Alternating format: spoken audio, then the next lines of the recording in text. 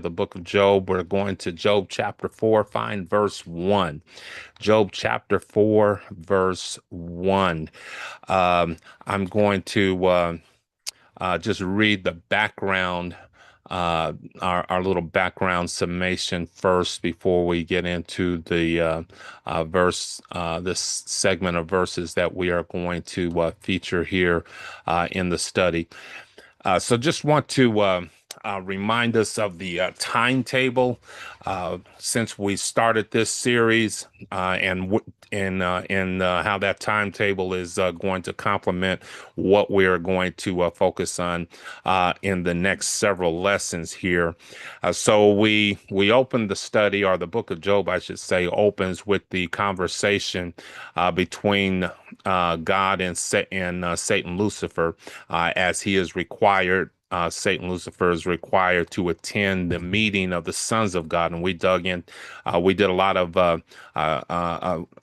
deep digging into the understanding of the terminology that was used there concerning the sons of God that represents the angelic. And we also talked about the encounter between God and the sons of God, the angelic, that takes place on an scheduled or planned basis. And so these are meetings that happen on a scheduled basis. This was not just a one-off opportunity or a one-time event. We see evidence that these were meetings that were required and scheduled. And so, in one of those scheduled required meetings, God brings the attention to the man Job to get an evaluation from the angelic, from Satan Lucifer in particular, which leads to the premise of the book of Job, which is a highlight of dealing with his suffering and the encounter that he had in respect to the attack that was levied against him, materially, against him as far as his family is concerned, and then also against his physical body. So we looked at the those cascading events that were really just one wave after another, heightening the the overall attack that came from Satan Lucifer, given under the permission and under the authority of God. And that pushed us to our last conversation, our teaching session, dealing with the Job sitting in the midst of the ashes, and he's now joined after the burial period of his the loss of his children. He is now joined by friends who arrive to sit with him in what is called Shiva, sitting Shiva. That's a 7 day, 7 night, 7 day mourning period. And that's really where we are right now as far as the timeline is concerned. But I wanted to rehearse that for a couple of reasons, just so that we understand that all of this is connected to the attack that comes upon Job, but then the aftermath of that attack is where we are right now in this mourning period. And one of the things that we brought out previously is that this was, sometimes when we are reading the book of Job, we are. It's easy to perhaps insert that this was something that took place over a period of weeks or even months, or in some cases years. And I know personally, in my early study of the book of Job, I would have assumed the same. But now that we have a little more clarity about this sitting Shiva, and we understand that the book of Job is one of the reference points in Scripture that helps to identify and support the practice that continues to this present day within Judaism to require a period of mourning that lasts from for 7 nights and 7 days, and there are people who are can be assigned to come and to share in that mourning period with you.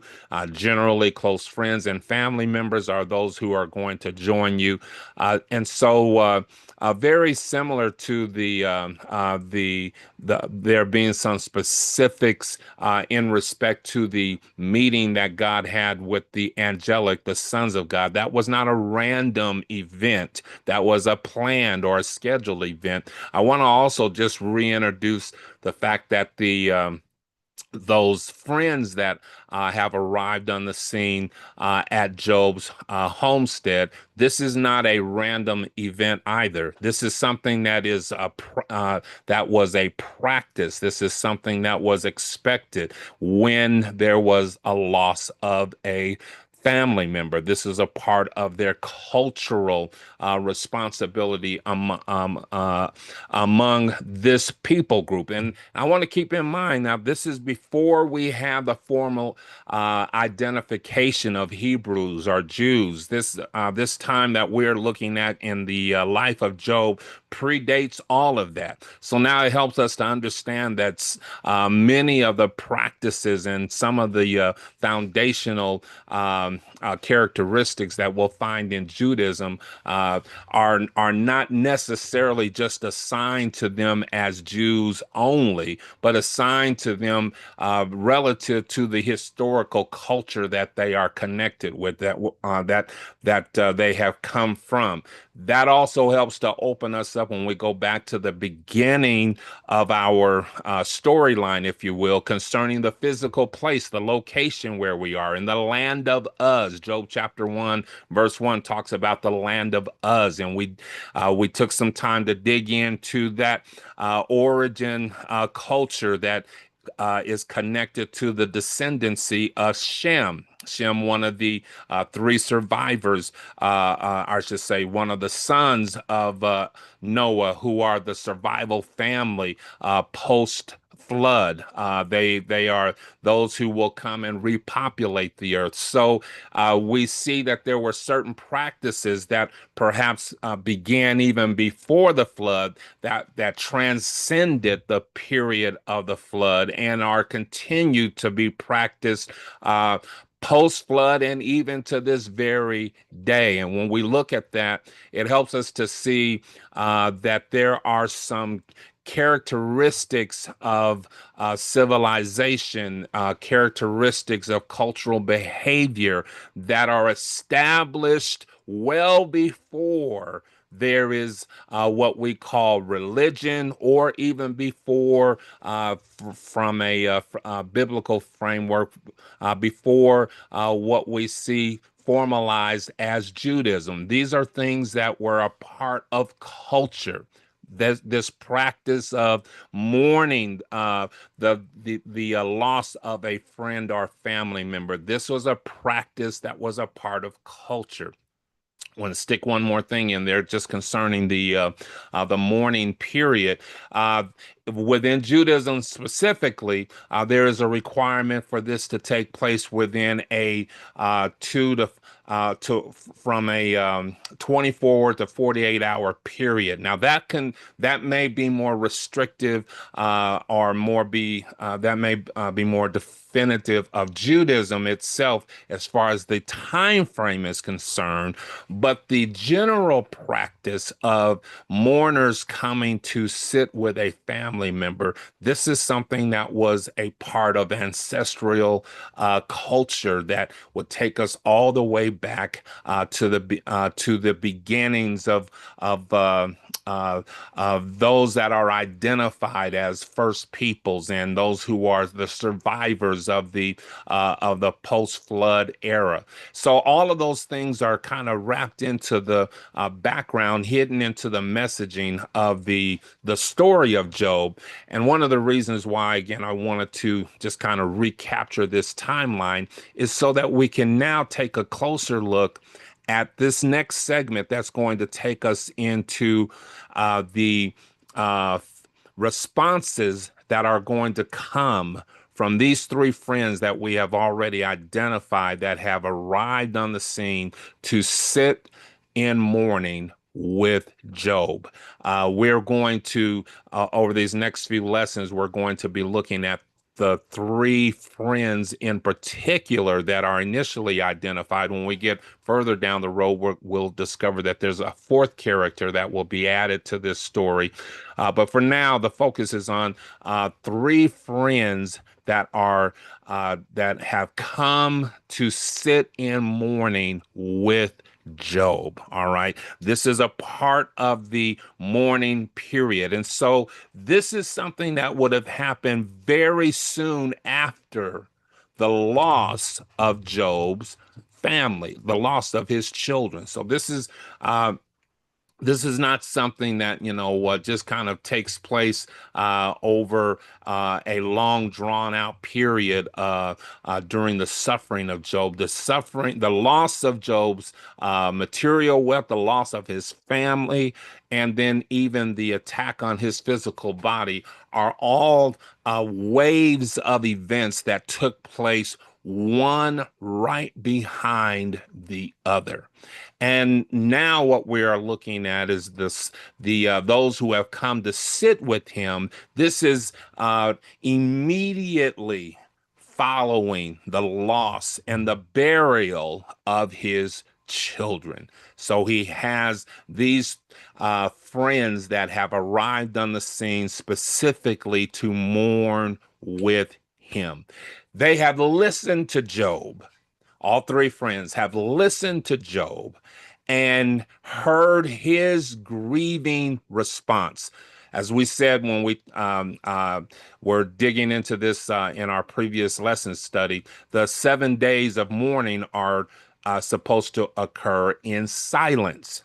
And so for 7 days, there's no word, no conversation, nothing spoken. For 7 days, it is characteristic of that mourning period to desist from all of your normal, dutiful behavior, all the normal practices, all the things that you would normally have on your day-to-day agenda. All of those things are suspended while you sit in mourning with the family who has suffered the loss. So there's no talking, no conversation, no activity. But what we shared in the last study, we see Job is the one who breaks that silence. We'll suggest at the end of that mourning period, he is the first one to actually speak. No one would dare speak before the family or the head of that family has an opportunity to present their emotional concerns. And we saw that in the previous lesson, and what Job expressed, and we have labeled that as his second response. Everybody should have that in your notes. The second response. His first response, when he began his morning sitting in the ashes and his wife challenged him to curse God and die, he would not, the scripture says he would not with his mouth say anything against God. So his first response was that, shall we not receive those things that are good and evil from the hand of the Lord, knowing that God is the one who is responsible for all things that are good and all things that are evil are still under his control. But now the second response that we visited in our previous study, he begins to speak out of his emotions, but yet he does not curse God, but he does curse the day of his birth.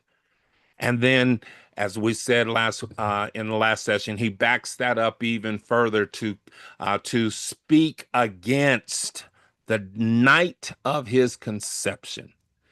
So the three friends that have gathered together to sit in mourning with with Job, and just going to remind us of the those who have joined him. Their names are captured here when we read into this in chapter 2, verse 11. It says, "Now when Job's three friends heard of all this evil that was come upon him, they came every one from his own place. Eliphaz the Temanite, Bildad the Shuhite, and Zophar the Naamathite. All right, for they had made an appointment to come together to mourn with him and to bring him comfort." So these are the three friends that listened and heard every word, every expression, every emotional vocalization of Job's pain and his desire to have not been born at all, and to bring darkness over his birthplace and his birthday, so that he would not be known or remembered as a man of sorrow or a man of suffering. That's that's kind of the synopsis of what his desire was. If God would hear his cry, he wanted God to know that he would prefer to have never been born and for no one to even know of his existence. If if his existence was going to be known or remembered by his suffering. So he wanted to bring darkness upon that day of his birth and that night of his conception. This is what all three friends heard. Let's turn to Job chapter 4, verse 1, and I want us uh, to listen in as the first friend, Eliphaz, is going to break the silence. We're going to hear from all three friends eventually, but the very first one is Eliphaz. Verse 1 in chapter 4 says, "Then Eliphaz the Temanite answered and said, If we essay to commune with thee, will thou be grieved? But who can withhold himself from speaking?" So as Eliphaz breaks the silence, if you will, at least the silence from among the friends, he's going to be the first one to speak. So I want us to just dig a little bit into his background and to his identity before we even analyze what he says. Let's take a look at what is told to us concerning his origin, who he is. He is a Temanite. And when we look into the background of that ancestry, we find that he is a descendant of the house of Esau. Esau, Edom. So I want to remind us what we've learned concerning Esau. All right. So let's go all the way back to lesson one. That's why I wanted to kind of revisit this timeline so we can remember some things. One of the things we learned concerning the actual land of Uz, and that's what it says concerning Job chapter 1, verse 1, that there was a man in the land of Uz. Well, we learned, if we take this all the way back, go to Genesis chapter 10, you'll find the ancestral record of the sons of Noah who survived the flood, and the three primary are his three sons are the primary families that will be responsible for repopulating the earth: Shem, Ham, and Japheth. Shem is the is also, we'll see in his ancestral line, if you look in chapter 10, Genesis chapter 10, verse 22, you're going to find that Uz is a son or is a descendant of Shem, which means that those who are part of the land of Uz, they are descendants under the ancestral patriarch Shem. More specifically, what we discovered is that Uz is represents the land of Edom, the Edomites. And what we have learned or understand about the Edomites, they are the offspring of Esau. Why is that important? Because Esau is the brother of Jacob, Jacob Israel. Jacob is the son. We have Abraham, Isaac, and Jacob. Jacob is the son, the celebrated son of Isaac. Jacob is the lead patriarch of the house of Israel. His name is actually changed to Israel. And that's where we see the formal descendancy of what we refer to as the tribes of Israel, the 12 tribes of Israel, 12 tribes of Jacob. But Jacob's twin brother is Esau. I'll let you go back and recall and restudy and rehearse the lineage of Isaac, being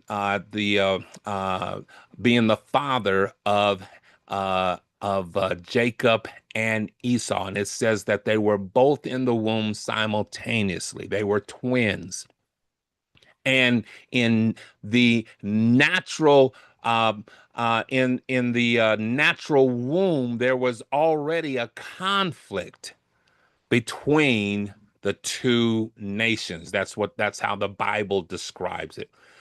The two nations that would come from that one seed, the two nations that would come from the same womb, the two nations that would have the same father. And what we discover is that Isaac gives birth to Jacob and Esau, and they are both the rightful lineage of the descendancy of the line of Abraham. And one will be a celebrated son, and one will not. One will serve as the elder son, and the other will serve as the favored son. Esau will be the elder son. And Isaac, who gives birth to Jacob, Jacob is the celebrated son. So we have those two sons, and we said that the house of Esau is the house of Edom, are the Edomites, and that is the same family line as the land of Uz. That represents the land of Edom. That's where Uz is located geographically in the land or in the geographical territory of Edom, Edom, Edom. Edom is the ancient land that is responsible for the storyline that we are reading into now, where Job is located. And what we established in Job chapter 1 is that God says concerning Job that he is, watch this, I just want to read it again. It says that he is a man who is perfect and upright and one who feared God in the land of Edom. So even though in the historical record, the son that will be celebrated, the people group that are going to become favored, is going to fall under the house of Jacob, Israel. We also recognize that Job, who, watch this, he's not from the house of Jacob, Israel. He's not from that house that is going to be favored and celebrated, but he is from the twin, the other side of the house, from the Esau side of the house, from the Edomite side of the house. But it also says concerning Job that he is one that feared God, and one that God said was upright, one that God celebrated, even though he was not celebrated among the population of humanity. He's not going to be one who was recognized as the chosen house of promise under Abraham. But it doesn't mean he didn't know God. Doesn't mean that God didn't know him.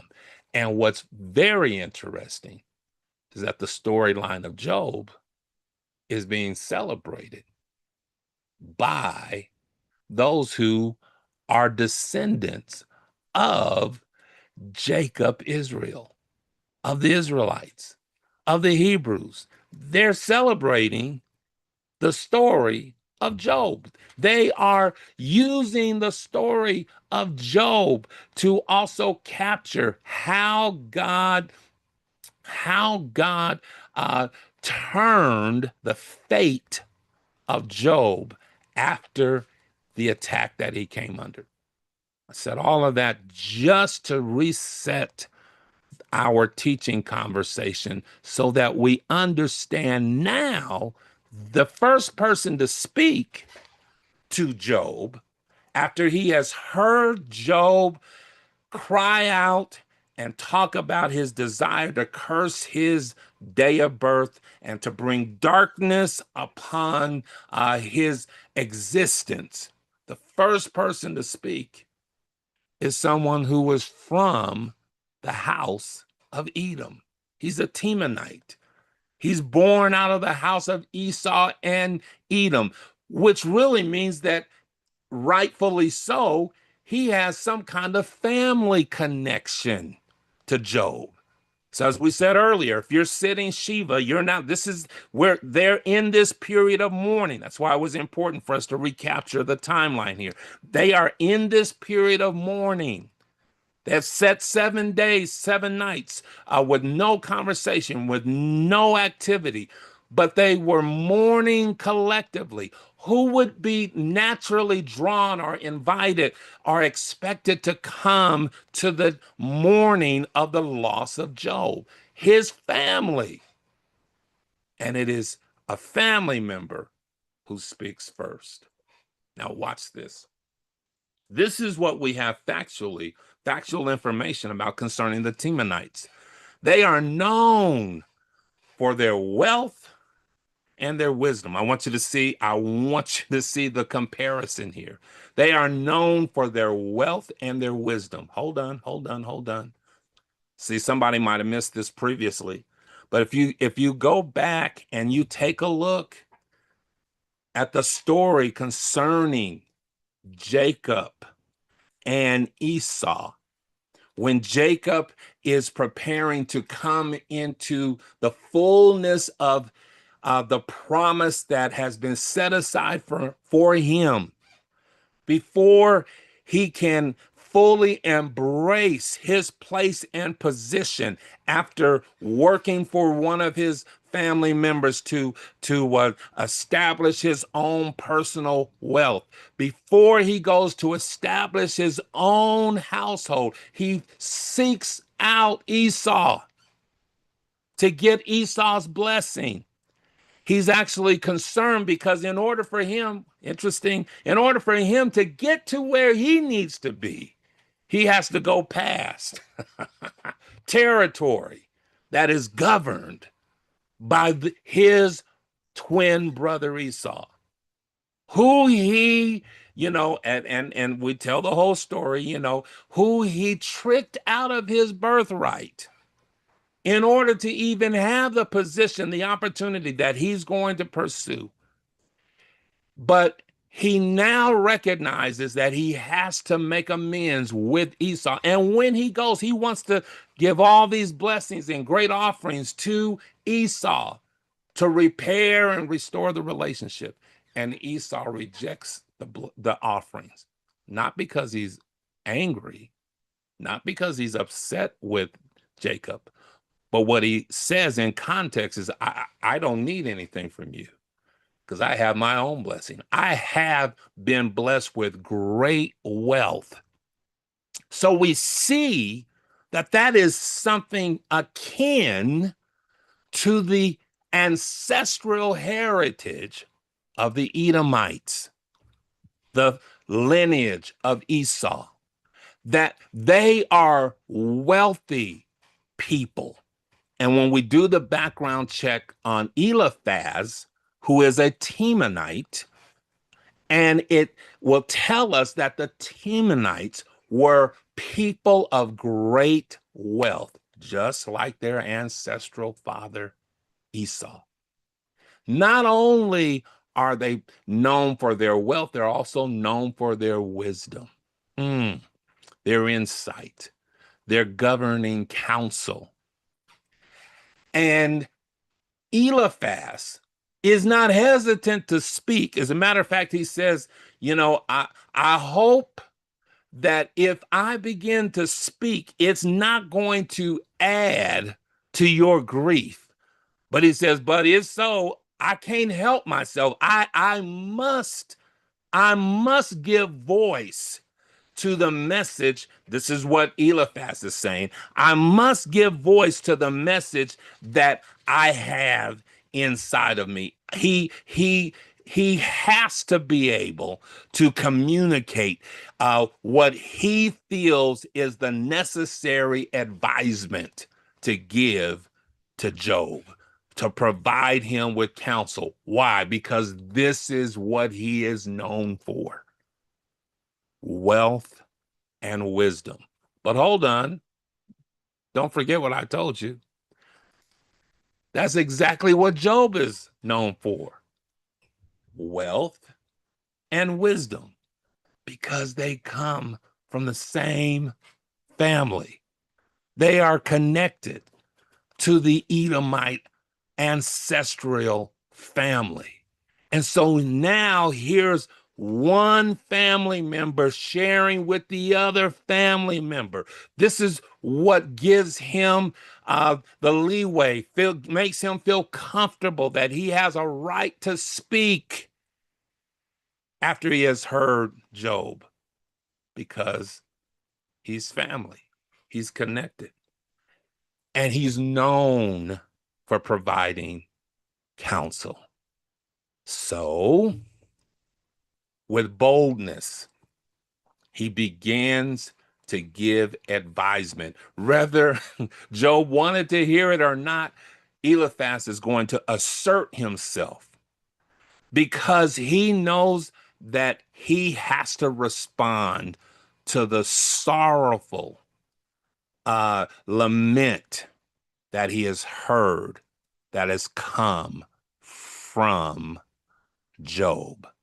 So watch this. He says, "Now I know. Let's just stay in in context to the scripture here. Let's go to verse 2. This is Job chapter 4, verse 2. It says, "If we essay to commune with thee, will thou be grieved?" As I said earlier, he feels that it may add to his grief if he were to dare speak, but he says, I can't withhold myself. Who can withhold himself from speaking after hearing everything that they've heard? But verse 3 says, "Behold, thou hast instructed many, and thou hast strengthened the weak hands.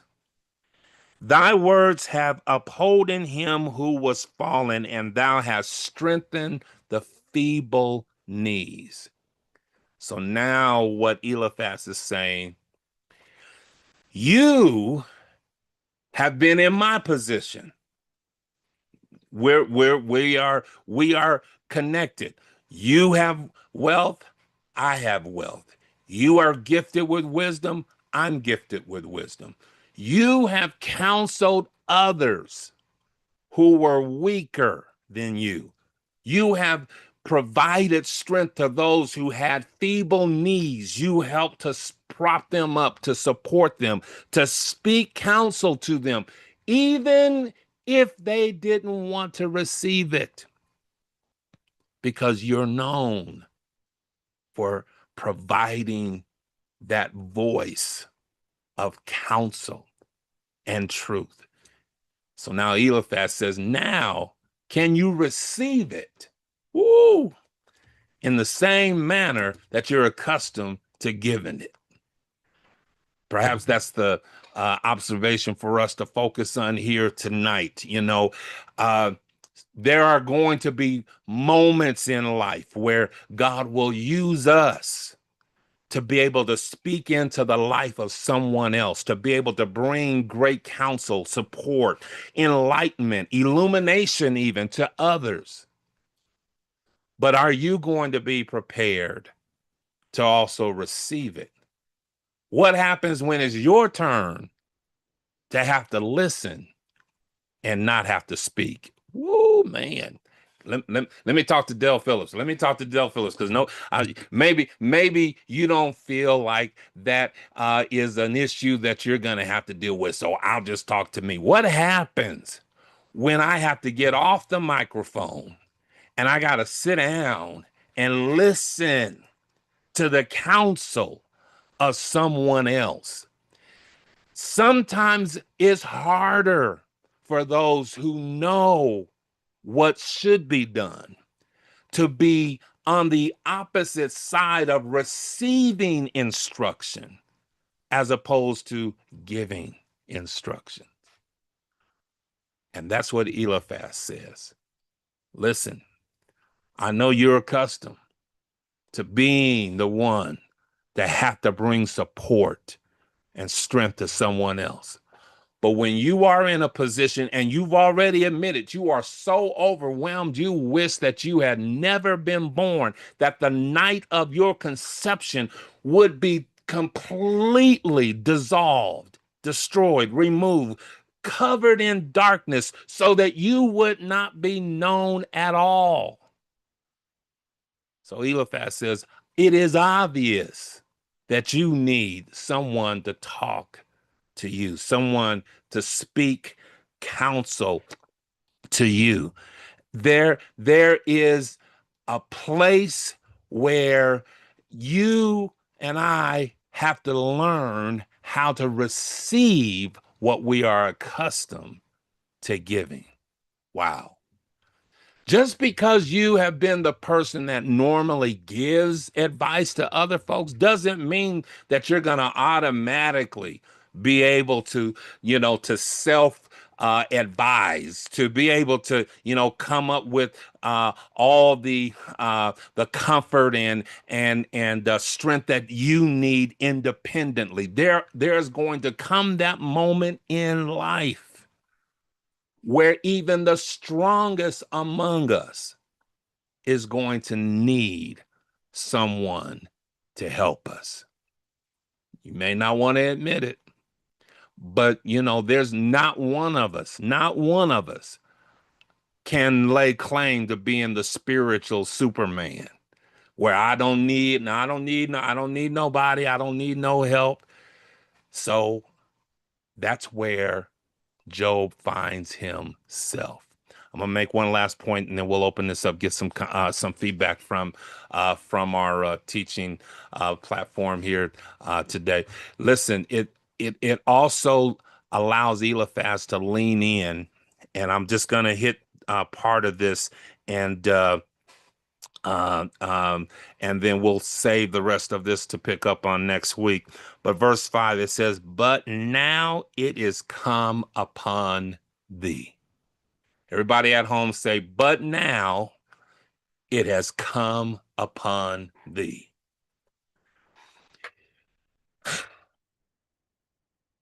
We can be strong when it comes to what we say to other people. We can be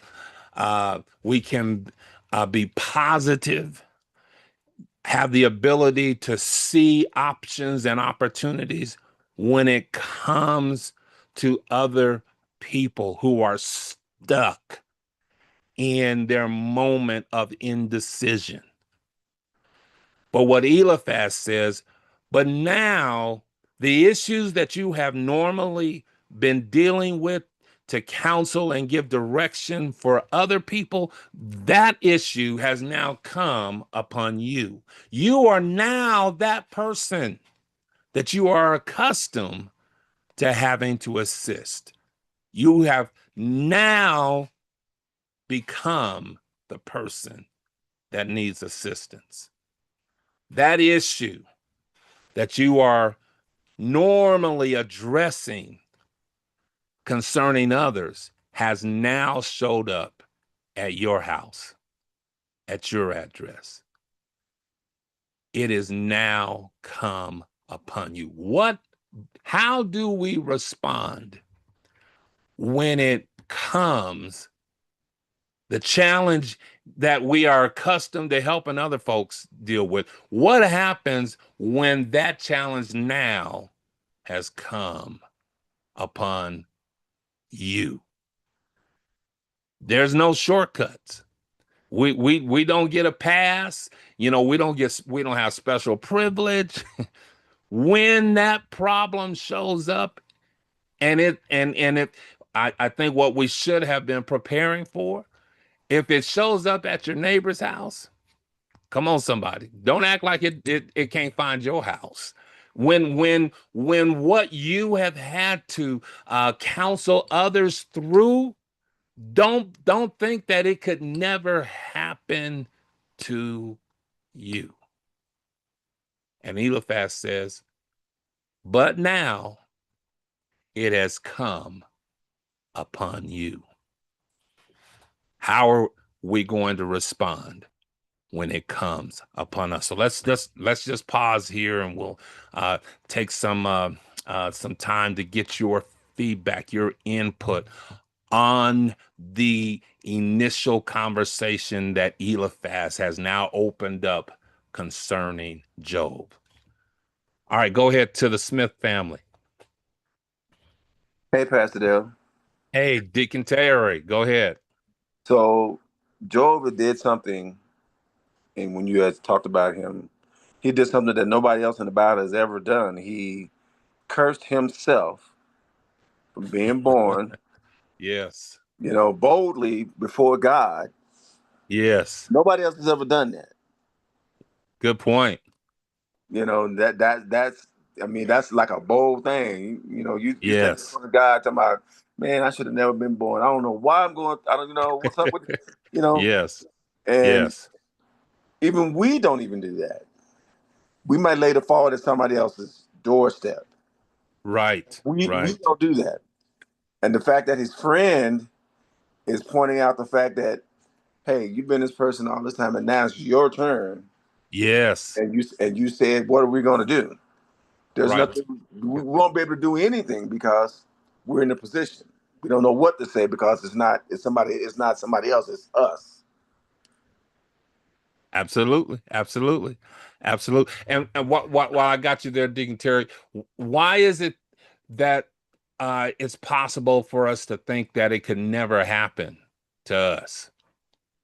Because we have a sense of security where we think that, oh, it'll never happen to me. Just like when you see something on TV, oh, that'll never happen in my neighborhood.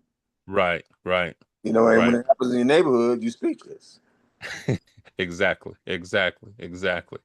Very good. Very good. So, as you stated, what, sometimes someone else has to be available to point out to us what we are going to have to do, because we're not in a position to be able to respond on our own or by ourselves. Very good observation. Very good observation. All right. Anyone else want to weigh in on this teaching point? How do we respond when it is now upon us? That's the statement that Eliphaz makes to Job. What do we do when it now has come upon us? Good evening, Pastor Dale. Good evening. Go right ahead. Um, I think that there's a level of pride and ego, and even a false sense of security when Bingo. we are back looking at something that we've counseled and now we're needing counsel. Because sometimes, maybe for the guy who's speaking, he's had wealth, he's had wisdom, and that's it. He think that's all there is to it. But Mm-hmm. most of us who are maybe veterans in Christianity, we think like that. That we're in there like that. But one of the Right. things that's in the scriptures, I can't remember if it's Luke or something like that, where it talks about suffering is a part of this walk. Ah, there Remember, we go. remember earlier in the scriptures, he said, should when he was talking to his wife, should we take all the good and not the bad? Come on. That's right. That's right. I believe that he is not speaking because he is on the right track, because he stated it earlier, before things got worse, when he was addressing his wife. And we have to not forget that this is a man who God says walks uprightly Yes. and Yes. escheweth evil. Yes. So we have to understand that, this is surface stuff that we're talking about and looking at. But there's always something deeper that, even as long as we've been in the Word, that we always look over. Absolutely. Absolutely. Absolutely. Very, very well stated. So I just want to extrapolate from that. And before we wrap up for tonight, and we'll see if anyone else wants to weigh in. One of the things that Eliphaz is addressing is that he recognizes that Job is trying to uh, escape the possibility of having to deal with suffering, loss, and the hardship of life, thinking that, because you are a person of wealth and wisdom, or because you sit in a certain classification, perhaps because you are the counselor for so many others, that you are now exempt from having to suffer what others suffer who you are accustomed to counseling.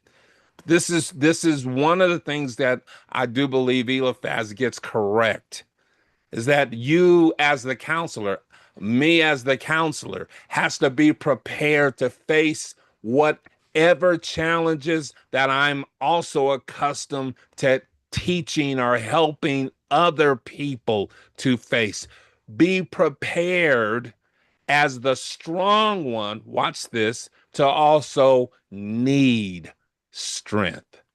Be prepared as the one who is the leader. Be prepared to be led. So what Eliphaz really brings out, and we'll dig into this a little bit more in our next session, is that there's a desire within Job to believe that because of his standing, and this is gonna be one of the things that triggers the other two friends that are going to weigh in on this subject matter. It's going to draw us into this whole assertion that if you are righteous, then there are certain exemptions that you should have because you're righteous. As a matter of fact, where this is going to take us is Job becomes defensive to want to present himself as being righteous, because from that point of view, if he's righteous, then that means his suffering, his encounter with conflict is out of the norm. It's out of the ordinary. It should not be happening to him. And that's what you kind of just inferred, Sister Shamika. And uh, it's unfortunate that even as believers, we can have that mindset to think that, well, if I do right, then everything should go right for me. And the counter, the other side of that coin, also suggests that if something uh, if something negative is happening in your life, there's also some other folks that are just waiting to point the finger to say, "Aha, see, that means you must have did something wrong. That means you're not as right as you claim to be, because if you were, you wouldn't be having this problem." So we have the person who's experiencing the challenge of exemption because they are righteous, and then there are the critics who are on the other side, just waiting to use your challenge, your conflict in life, to use your misfortunes as evidence that there's something that you have missed, that there's something wrong with you. And what we're going to learn, that both sides of those opinions are inaccurate or incorrect. So right now, the primary focus is on Job having to accept that even in his strength, that he is one who is now in need of someone to come and to assist him, to give him counsel, even though he is accustomed to being the counselor. Anyone else want to weigh in on this before we wrap up here tonight?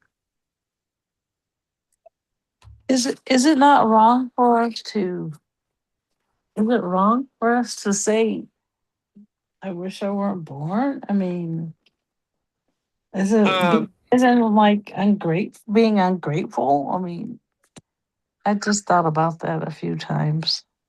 No, that's a great question, Sister Sheila. And so let me just be clear: it's not we're not going to put it in the category that it's wrong, as opposed, suggesting that it's a sin, or that you you should be condemned for thinking in that way. So it's not wrong in the sense of right versus wrong.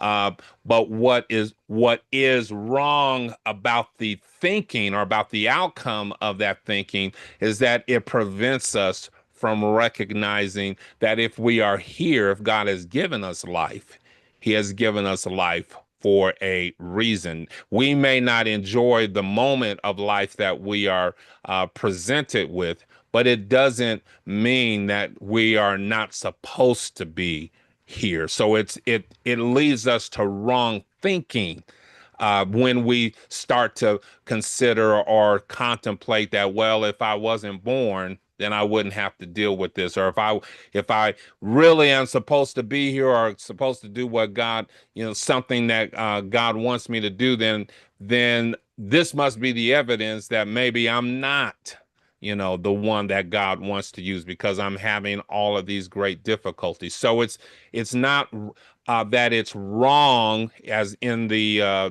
sense of right and wrong, right versus wrong, to have that thought in our mind. It just leads us down the wrong pathway when we allow ourselves to be that overwhelmed. And trust me, I mean, I am a person that has had to learn how to deal with depression and live through depression, and I know what it feels like to not want to be here anymore. So when we have that mindset, it just leads us in a direction that's not healthy for us. So we want to be able to recognize that in those moments, we have to find the strength that is required, or someone has to come and aid and assist us to help draw us out of that mindset so that we don't make unhealthy decisions as a result of that. Okay. I was just thinking All like right. maybe not so wrong or right, but more so just not being grateful. Because like when I say my prayers, I'm like, thank you God for another day. I mean, Yes. but but I understand what you're saying too. So Okay. All right. All right. Anyone else had wanted to weigh in real quick? Go ahead. Well, Pastor Dale, can you hear me? Yes. Yes. Go ahead, Dick Massey. Well, sometimes we are close to somebody, like in this case, and we think we put ourselves in a spot where we think we have the authority to speak, Mm-hmm. you know, the authority to speak that way. When sometimes we just need to be quiet, Say that again. You can say that again. especially, Absolutely. especially when someone passing and all of that. But he just Mm-hmm. feeling that he I think he believed that he had that authority because of the closeness as well as maybe the right. I mean the being righteous Mm-hmm. somewhat like Job. Correct. Correct. Correct. Which is so you're spot on, Deacon Massey. As much as so right now our focus just in the part A, if you will, of the lesson here tonight. We're gonna look at part B next week, but the part Yeah. A, Eliphaz is really challenging Job because Job is thinking that this should not happen to him or that he could avoid this kind of outcome because of his status. But to your point, that's why I did throw in here already, both sides of this argument concerning righteousness is incorrect, is inaccurate. You don't get to so you can't expect that because you're righteous that nothing bad or nothing challenging can happen to you. But on the other side of the fence, as Deacon Massey you pointed out, be, because this is what happens when people want to use your um your misfortune to try to elevate themselves, to use your challenges and conflicts that you're dealing with in life to try to make themselves look good and point down at you as they say, well, see, you're not really as strong as you thought you were. You're out there counseling all these other people, but now look at your own condition. That thing that you have feared the most has now come upon you. That's where Eliphaz is really inappropriate in how he deals with Job. So to your point, sometimes you could just be quiet. Stop talking. You didn't have to say everything that you was thinking in your head. You're not required. So that whole thing that Eliphaz says, "Oh, I must get my opinion out here." No, no, you don't have to. No, no, no, no one is requiring you to do it, not, and definitely not to do it from that with that disposition. So, Deacon Massey, you're spot on concerning questioning how appropriate was it for Eliphaz to share in this way. And when we get further down the road, we'll see the challenge that will come back against him in that respect. Anything else you wanted to add to that? Go ahead. I just wanted to piggyback on what Deacon Massey was talking about. Familiarity is, it has its place. And when someone is around you and they've shared with you and all that kind of stuff, and there comes a level of uh, respect or some kind of authority isn't involved, that is when you cross over into familiarity. Now, Right. if you separate yourself You separate yourself, not saying that you're uppity or whatever, but if you separate yourself and put yourself in a position of authority, it will never be in question. You know what I mean? Right. Because you're not Right. you're not you're not with the common folk, if that's making sense. You're common, but you're not engaging in the activities of the common folk, if that makes sense. I'm not sure if I'm making sense. Yes, yes, yes. So let me just as I said, we're gonna come back to the part B of this, this response from Eliphaz. But you're so right. Both what you said and what Deacon Massey said earlier. Sometimes people um, misuse the relationship. Opportunity that they have. The fact that you have relationship with someone at a certain status can also be misappropriated, misused, and mishandled because you know that they have a certain level of information about you. They also have a certain status that they share with you. And so when that person Mm. uses that relationship inappropriately to be offensive as opposed to just being supportive, then it doesn't make that person right. Let me say I'm gonna say it this way. Just because you might say the right thing doesn't mean you have the right to say it the way that you express it. And that's what we have happening here because Eliphaz is not being genuine to the whole concept of righteousness. What he is really doing is using righteousness as a way uh, to demote Job and to challenge his authenticity concerning his righteousness. And that's going to continue in the other friends that will come alongside to add their input. But I will say this one last thing on that note, and we'll rebuild on this in the next session. What the what is obvious, and this is somewhat of an assumption, but I believe it's accurate. Out of the three friends, the closest person, the person that had the closest proximity, the person that had the closest insight, if you will, to Job would have been Eliphaz. And sometimes that person who everybody else knows is the person closest to you. And so if that person opens up their mouth and says something crazy to you, now the atmosphere that's been created is like, well, if he says it, then let me go get my notes and weigh in on what I want to say as well. Back to what Deacon Massey brought up.